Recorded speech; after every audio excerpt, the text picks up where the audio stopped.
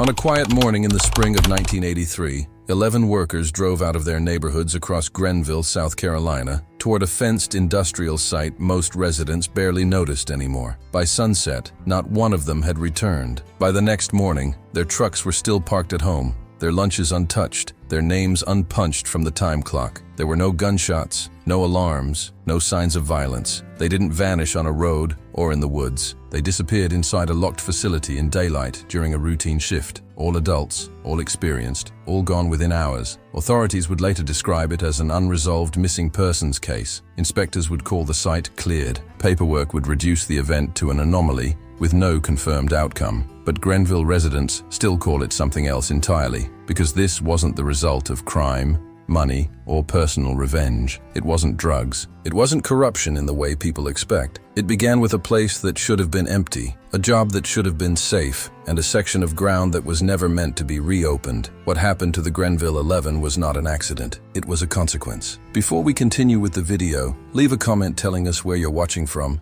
and what time it is there. And don't forget to subscribe to the channel. In the spring of 1983, Greenville was the kind of place that didn't expect surprises. A mill town pressed into the red clay of South Carolina's Piedmont. It lived by the whistle and slept by the clock. At 6 a.m., pickup trucks rolled in lines along Highway 414. At noon, brown paper lunches unfolded on oil-stained benches. At 5:30 p.m., the parking lots emptied and the town exhaled. Nothing dramatic, nothing sudden, nothing that made the papers. That was the promise Greenville kept, until 11 men failed to come home. The year mattered. 1983 was the long shadow of the early Reagan era, when inflation had cooled, but jobs hadn't returned evenly. Textile work still anchored towns like Greenville, even as overseas competition and automation thinned payrolls. The mill floors were louder than they used to be, the shifts tighter, the margins thinner. Men worked doubles, men kept quiet, men held on. They were welders, maintenance hands, pipe fitters, electricians. Contract workers pulled from 3 counties and funneled into a short-term project at the old Hartwell Chemical Annex, a fenced compound a mile past the river, where the mill once processed solvents and dyes before environmental rules forced a shutdown. The annex was being retrofitted for storage and reclamation. Temporary work, decent pay, no benefits, cash every Friday. The 11 names would later be printed in a single column, small type, no photos, because at first, no one thought they were connected. It began on a Tuesday. At 6:18 a.m., the guard at the annex logged in the first trucks. He would later tell the sheriff he remembered the time because his coffee burned his tongue and he cursed the vending machine. The men signed the clipboard, took yellow hard hats from a wire rack, and passed through the gate. The guard noted nothing unusual. He never did. By policy, he wasn't supposed to. By noon, 6 of them had not checked out for lunch. By dusk, none of the 11 had left the site. Greenville's sheriff's department was understaffed that year. 2 cruisers down, 1 radio temperamental. Missing adults didn't trigger alarms the way missing children did, not unless there was blood or a note. Men drifted, men drank, men vanished for days and came back sheepish or angry. That was the thinking, that was the rule. But families noticed patterns before deputies did. A wife on Oak Street found dinner cold and the porch light burning past midnight. A mother near the river called the annex and reached only a recorded message. A brother drove to the gate and found it locked.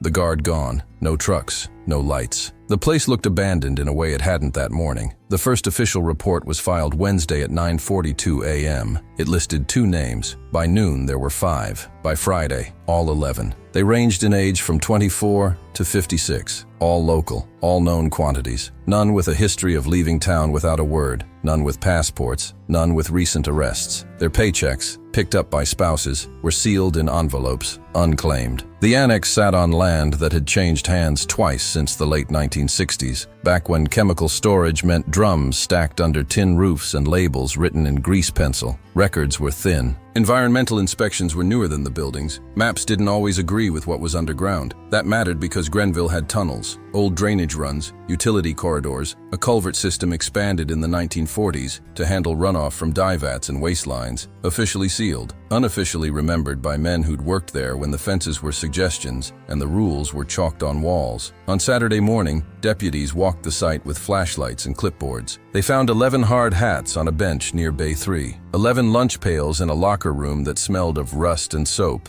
11 time cards punched in, none punched out. No signs of struggle, No blood, no vehicles left behind, no notes. The gate log showed no exits after 7:02 a.m. By Sunday, the state got involved. By Monday, so did reporters. They asked about the Cold War. They asked about chemicals. They asked about dumping and cover-ups, and whether men had been paid to look the other way. They asked about unions and layoffs and whether anyone had a reason to disappear. The sheriff answered carefully. The plant manager declined comment. The company's attorney issued a statement that used the word cooperation 3 times and said nothing else. Search teams brought dogs. The dogs circled Bay 3, then refused to go farther. Divers checked the river where it bent close to the fence. They found shopping carts and tires and a refrigerator older than the deputies searching for it. Nothing human. What made the story stick was what didn't change. No calls, no sightings, no withdrawals. 11 men vanished from a locked site in daylight without witnesses and without residue. Greenville had no language for that. It had no precedent. It had no ending. On the 3rd week,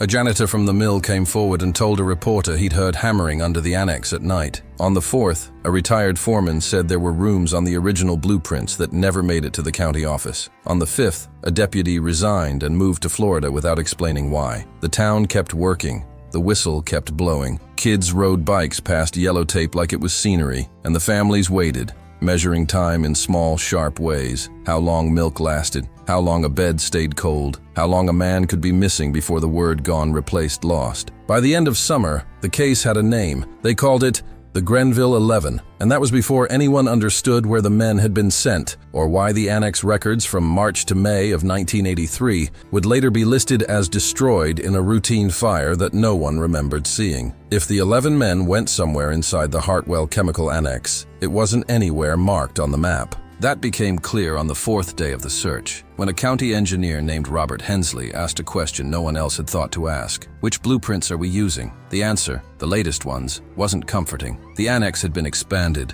sealed, repurposed, and partially dismantled across 4 decades. Each change left paper behind. Not all of it survived. Hensley requested the original construction records from the late 1930s and early 1940s, when wartime demand had pushed chemical processing inland, away from vulnerable ports. What arrived was incomplete. Sections missing, dates crossed out, annotations made in different hands and inks, rooms labeled temporary that had never been struck through, corridors that dead-ended on paper but aligned suspiciously with blank concrete walls on site. One notation appeared twice, then vanished from later versions entirely. Sublevel C, access restricted, no reason given, no closure date, no demolition order. When deputies escorted Hensley back to Bay 3, he paced the floor slowly, counting steps the way old engineers do. He stopped near a seam in the concrete that looked no different from the rest. Same gray, same cracks, same oil stains, but sounded hollow when tapped with a knuckle. The seam ran 12 feet. It wasn't a door. It wasn't marked. It didn't have hinges or handles, but it wasn't solid either. That discovery didn't make the evening news. What made the news was the rumor that followed it. Someone leaked that the annex had been used for storage beyond chemicals in the 1950s. Cold War contingency planning,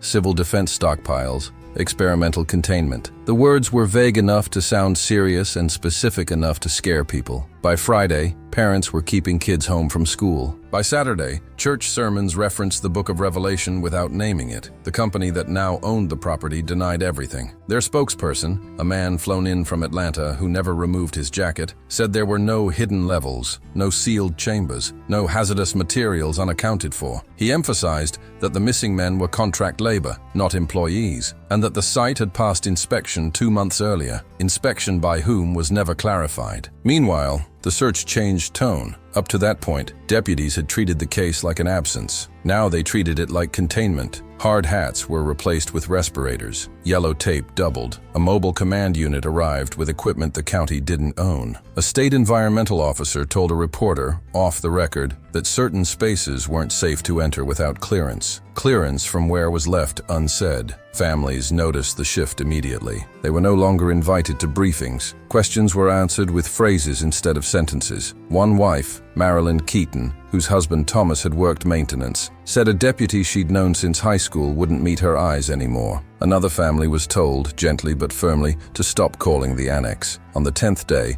a decision was made to open the floor in Bay 3. They didn't cut the seam. They drilled around it, carefully, as if afraid of what pressure might release. When the slab finally lifted, it revealed a metal hatch beneath, industrial grade, painted over, sealed with bolts that hadn't been turned in years. The hatch led down. What the first responder reported afterward was simple and precise. The stairwell descended farther than expected. The air was colder. The walls were lined with pipes labeled in a coding system no one recognized, and about halfway down, the radio signal died. They pulled him back up within minutes. That stairwell never appeared in the official report. What appeared instead was a delay, a pause while authority moved up the chain. By the time access was granted again, 2 days later, the site had changed. Fresh locks, new signage. A team from Colombia arrived with clipboards that didn't leave their hands. When the hatch was reopened, the stairwell was flooded. Clean water, no debris, no smell, just enough depth to make descent impossible without pumps. The pumps took another day. By then, the press had a new angle: intentional obstruction. Editorials asked why a missing persons case required environmental containment protocols. A local radio host asked whether the men had stumbled into something they weren't meant to see. He was taken off the air the following week for reasons unrelated, according to the station. The pumps ran through the night. By morning, the stairwell was dry. At the bottom,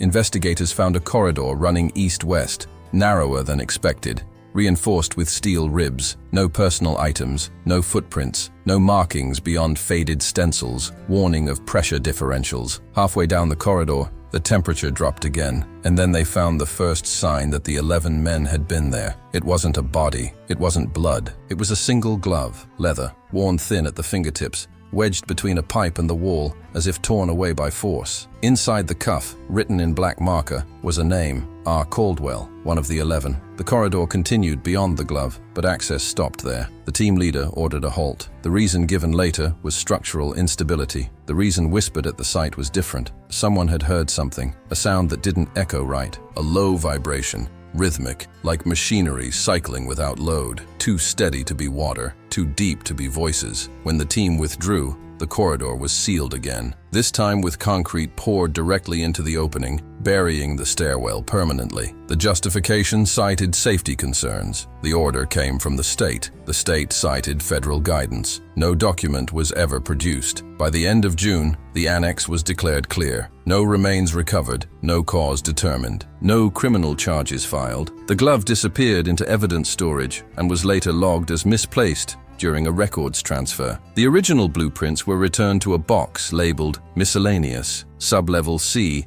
vanished from discussion entirely. Greenville went back to work, but for the families, the case had crossed an invisible line. It was no longer about finding the men. It was about understanding why the place beneath their feet had been hidden long enough for 11 workers to vanish into it, without alarms, without witnesses, without explanation, and why, once discovered, it had been sealed as if it had never existed at all. By July of 1983, Greenville had learned a new sound. It wasn't loud, it wasn't sudden. It was the absence of things that used to be there. Phones rang longer before being answered. Clerks paused before pulling files. Deputies used phrases like "no longer available" and "outside our jurisdiction." And when people asked about the Greenville 11, conversations ended the same way. Mid-sentence, eyes shifting, voices lowering. The investigation hadn't stalled. It had been redirected. That became obvious when a freelance reporter from Charlotte named Daniel Ross requested access to the annex's inspection logs from 1978 to 1982. He wasn't chasing conspiracy. His angle was practical. If a hidden sublevel existed, someone had signed off on it at some point. Paper always betrayed secrets. What he received instead was a letter, not a denial, not a delay, a notification that the records he requested had been reclassified under federal environmental review statutes,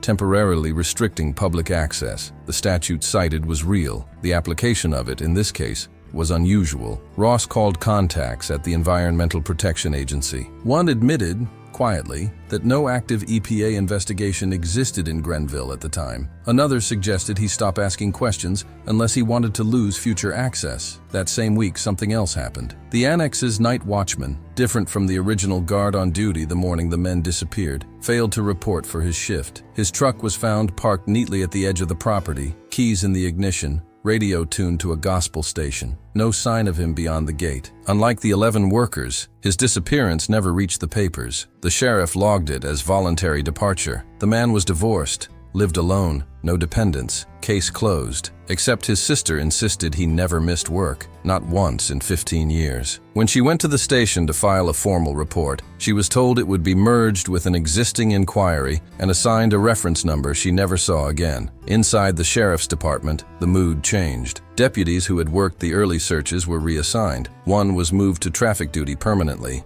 Another took early retirement. A third, Deputy Alan Pierce, wrote a 4-page memo questioning the decision to seal the sublevel corridor without a full structural survey. The memo was never answered.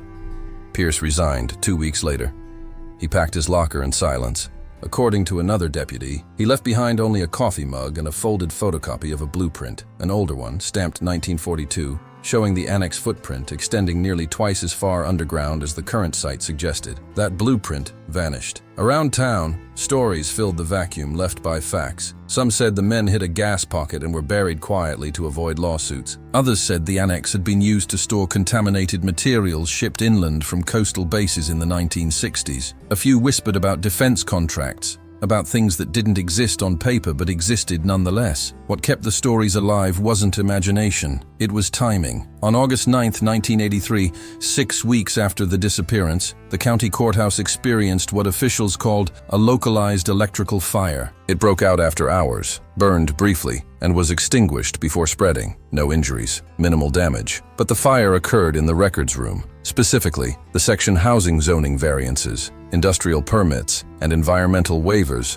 from 1935 to 1965. Fire investigators concluded faulty wiring was to blame. The wiring in question had been inspected the year before and deemed sound. The report noted that the sprinkler system activated late due to manual override. No one could explain who had engaged it. When reporters asked whether any annex-related files were lost, the county administrator said only that some older documents had been affected and that digital backups did not exist. Families noticed something else. In late August, several of them received identical letters from the company that owned the annex. The letters expressed sympathy, acknowledged hardship, and offered financial assistance. No admission of fault, no explanation, just a settlement proposal contingent on one condition, a waiver. Signing it meant agreeing not to pursue further inquiry or litigation related to the site or its past operations. Some families tore the letters up, others held on to them, unsure. Two accepted. One later said she felt she was signing a death certificate without a body. Around the same time, the annex changed hands again. The sale was quiet, processed through a holding company based in Delaware with no listed employees and a mailing address shared by dozens of similar entities. The purchase price was far below market value. Within weeks,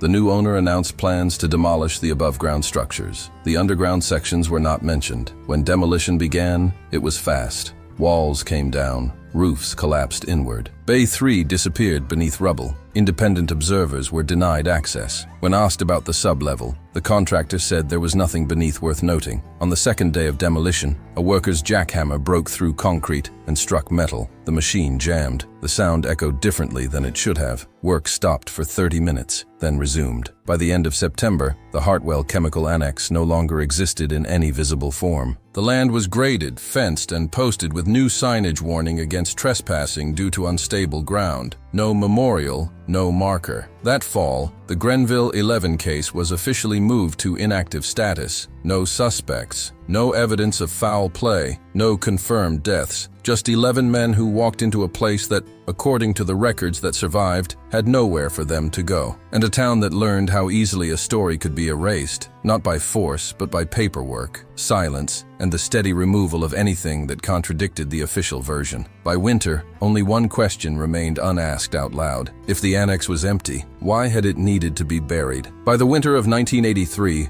Greenville had learned how to forget on schedule. The land where the Hartwell Chemical Annex once stood was now a scar of compacted dirt and warning signs. Snow didn't linger there. It melted faster than everywhere else, soaking into the ground as if pulled downward. People noticed. They didn't comment. The case files sat in a metal cabinet at the sheriff's office, stamped inactive, a word that suggested rest rather than burial. Officially, nothing new had emerged. Unofficially, several people had tried to speak and discovered what it cost. The first was a man named Harold Minton. Minton had worked at the annex in 1959, back when it still processed solvents and stored waste on site. He was 72 in 1983, lungs ruined, hands trembling, living on the edge of town in a trailer that smelled of antiseptic and boiled coffee. When the Greenville 11 vanished, he told his daughter there were places beneath that ground no one had opened in decades. He waited too long to say it publicly. In December, Minton contacted a Greenville newspaper and asked to speak to a reporter before they finished sealing whatever they forgot. The interview lasted 2 hours. He described underground corridors used for overflow storage during the Cold War, spaces built quickly, cheaply, and then abandoned when regulations changed. He said some chambers had been closed without being emptied. The paper never ran the story. 2 days later, the editor told him the claims couldn't be corroborated. The notes from the interview were returned. The tape was not. A week after that, Minton was found dead in his trailer. Heart failure. Natural causes. No autopsy requested. His daughter later said the only thing missing from the trailer was a cardboard box of old work papers he kept under his bed. The second voice belonged to someone still employed. In January of 1984, a state environmental technician named Laura Kincaid filed an internal report flagging anomalous subsurface conditions at the former annex site. Ground-penetrating surveys conducted for a proposed drainage project showed voids beneath the soil, large ones, extending beyond the known footprint of the facility. The report recommended further analysis. It never reached the county. Instead, Kincaid was reassigned to coastal wetlands 2 weeks later. Her supervisor told her it was a promotion. Her pay didn't change. Her files were transferred. When she requested copies, she was told the originals had been archived. She stopped asking. The most dangerous testimony came from a man who hadn't intended to testify at all. His name was Raymond Slater. He ran heavy equipment for the demolition contractor that leveled the annex. In March of 1984, 9 months after the disappearance, he was drinking at a bar off Route 25 when he told a story he'd never told sober. On the second day of demolition, Slater said, his crew broke through something that shouldn't have been there. Not a pipe, not a foundation, a reinforced ceiling. Beneath it, a drop. He said the foreman made a call, then told everyone to step back. 30 minutes later, men arrived who weren't on the roster. They didn't introduce themselves. They didn't wear company logos. They took control of the site and told the crew to leave early. Slater said one of them warned him, casually, that digging deeper would make paperwork complicated. The next morning, the hole was gone, filled, smoothed, buried. Someone in the bar laughed. Someone else told Slater to shut up. He did. 2 days later, Slater crashed his truck on a straight stretch of road he'd driven for years. No skid marks, no mechanical failure noted. He survived, barely, with a fractured skull and memory loss that doctors called selective but plausible. When a deputy asked him about the annex months later, Slater said he didn't remember working there at all. By the summer of 1984, a pattern had formed. People who spoke lost access, lost credibility, lost time, lost pieces of their lives that couldn't be itemized or proven stolen. No threats were issued, no warnings delivered.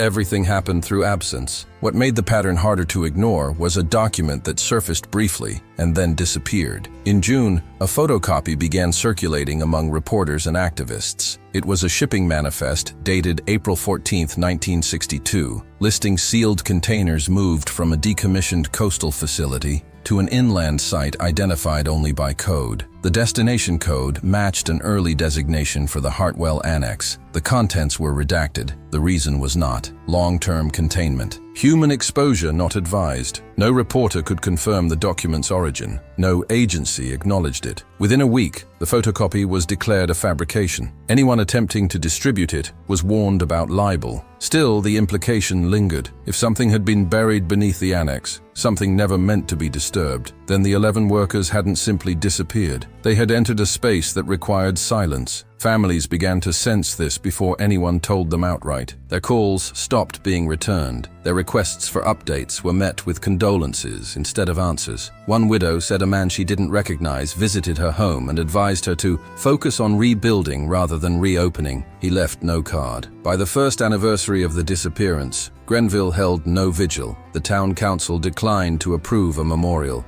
citing unresolved facts. The land remained fenced, the ground remained warm, and the case remained inactive, but not closed. Because somewhere beneath that dirt, below the sealed corridors, the poured concrete, the erased records, there was a reason 11 men were never allowed to be found. And the people who understood that reason had learned something Greenville was never meant to learn at all. Some disappearances aren't accidents, they are corrections. By 1985, Greenville looked normal again to anyone just passing through. New storefronts replaced the empty ones. The mill cut another shift. Kids who had been in elementary school when the 11 men vanished were now teenagers with driver's licenses and no memory of the annex beyond rumors. The town had done what small towns do best. It moved on. The ground did not. It began with complaints that didn't sound related. A cracked foundation here, a sinkhole there. A farmer south of the old site reported livestock refusing to graze near the fence line, circling wide as if avoiding a smell no human noticed. County engineers blamed soil compaction from demolition. They filled, patched, and moved on. Then the water changed, not dramatically, not enough to make the news, just enough to unsettle the people who drank it every day. A metallic taste, a film on the surface of bathtubs, coffee that brewed darker than usual. The county ran tests. The results came back within acceptable limits. Acceptable did not mean reassuring. In late March, a high school science teacher named Paul Reddick began collecting samples on his own. He wasn't an activist. He wasn't connected to the families. He was a methodical man who trusted numbers more than statements. The samples closest to the former annex site showed irregularities, not toxins he could easily identify, but fluctuations in temperature and mineral density that didn't align with the surrounding watershed. It was as if the groundwater was passing through something warm, sealed, and vast before resurfacing. Reddick sent his findings to a colleague at Clemson University. The colleague never replied. Instead, Reddick received a call from the county advising him that unauthorized testing of municipal water sources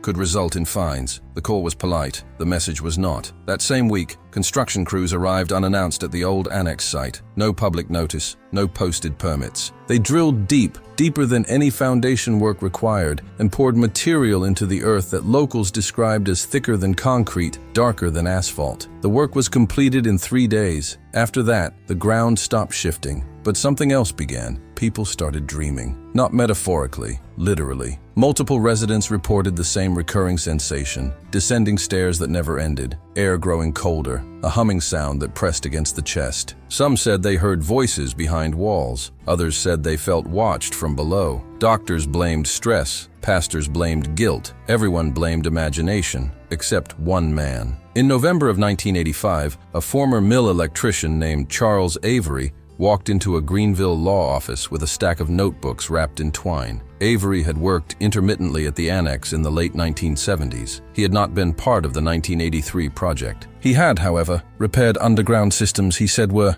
never meant to be powered again. The notebooks contained diagrams drawn from memory, levels beneath levels, corridors branching into chambers marked only with dates, and notes written in the margins that didn't describe machinery, but protocols. Avery didn't claim to know what was stored below. He claimed to know how it was meant to be sealed. According to him, the annex's lowest levels weren't abandoned. They were isolated, designed to remain accessible only under specific conditions. He described pressure locks, controlled flooding, and redundant barriers meant to prevent whatever was below from moving upward, not outward. When asked why workers would be sent down there in 1983, Avery answered simply, because someone thought it was safe again. The lawyer advised him to keep copies and consider federal whistleblower protection. Avery left the office at 4:10 p.m. At 6:02 p.m., his car was found idling in a grocery store parking lot. Driver's door open, notebooks gone. Avery was never seen again. Unlike the others, his disappearance could not be tied to the annex officially. No open case existed. No search was launched. He joined a category Greenville had learned to accept quietly: missing, but inconvenient. In early 1986, a sealed envelope arrived anonymously at the doorstep of Marilyn Keaton, the same woman who had refused the settlement offer years earlier. Inside was a single photocopied page from a technical manual dated 1958. One paragraph was underlined: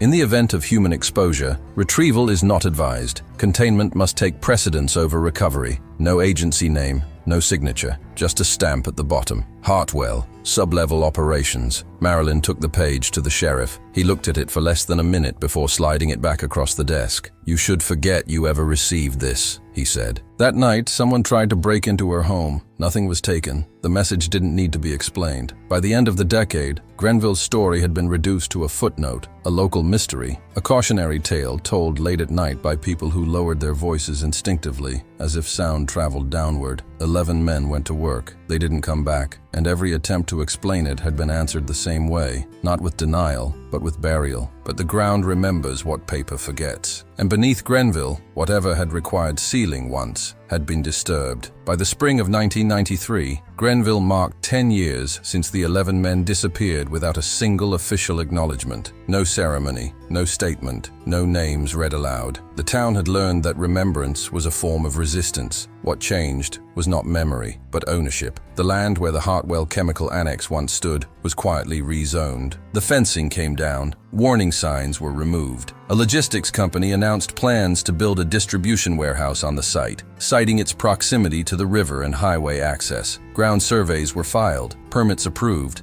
construction scheduled. For the first time in a decade, the earth was going to be opened again. The crews arrived in late May. Modern equipment, outsiders, no local hires. The kind of operation that moved fast and asked few questions. On the third day, while drilling pilings on the eastern edge of the property, the bit dropped suddenly, far deeper than projected. The drill seized. Sensors showed a void. Work stopped immediately. Within hours, the site was surrounded by vehicles that didn't belong to the construction company or the county. Men met near the drilling rig, speaking quietly, pointing at monitors. By evening, the project manager announced an unexpected geological issue and suspended work indefinitely. That night, 2 residents living closest to the site reported hearing pumps, not water pumps, industrial ones, low, steady, running until dawn. What happened next never appeared in any local record, but it survived through fragments. Phone calls cut short, radio chatter overheard, a single photograph taken from a distance and mailed anonymously to a Greenville newsroom. The photo showed the drill hole surrounded by temporary lighting. At its edge stood men in protective suits, guiding something upward on a reinforced platform.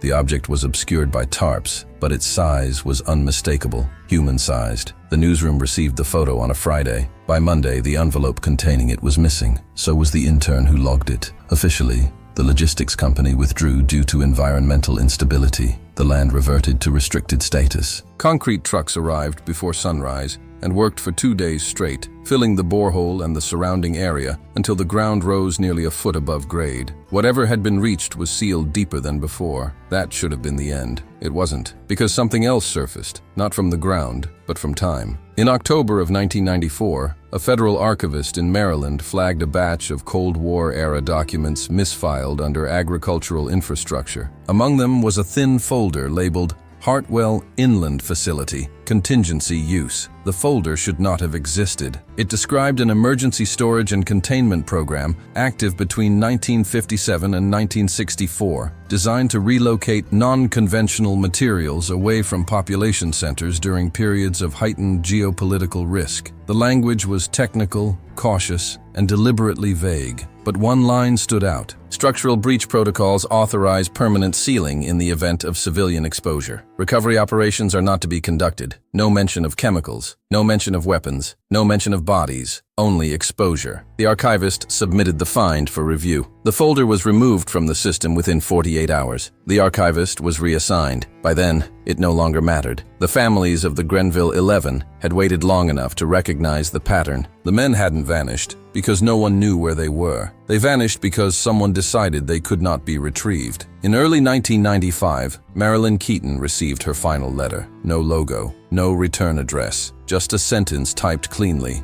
without emotion. The site has been stabilized. Further inquiry will not alter the outcome. She didn't respond. Instead, she gathered copies of everything she had kept for 12 years. Letters, reports, photographs, names, and sealed them in a box. She buried it on her property beneath a pecan tree, marking nothing, because some records survive best underground. Greenville never learned what lay beneath the annex, but it learned something else, that the 11 men didn't disappear by accident. They weren't lost. They weren't forgotten. They were absorbed into a system designed long before 1983, one that valued containment over confession, silence over rescue, and stability over lives. The town still stands. The river still flows. The ground is quiet now, too quiet. And if you ask why no one ever tried to dig again, the answer is simple. Greenville learned that some mysteries are not unanswered because they lack explanations, but because the explanation is still there, sealed below, doing exactly what it was designed to do.